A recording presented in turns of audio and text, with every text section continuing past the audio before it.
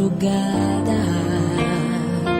Pra orar por você eu vou nas retas e nas curvas dessa estrada. Eu faço qualquer pausa pra interceder por você, pra enxugar suas lágrimas e agradecer por cada minuto da sua vida, pelo dia em que você me escolheu,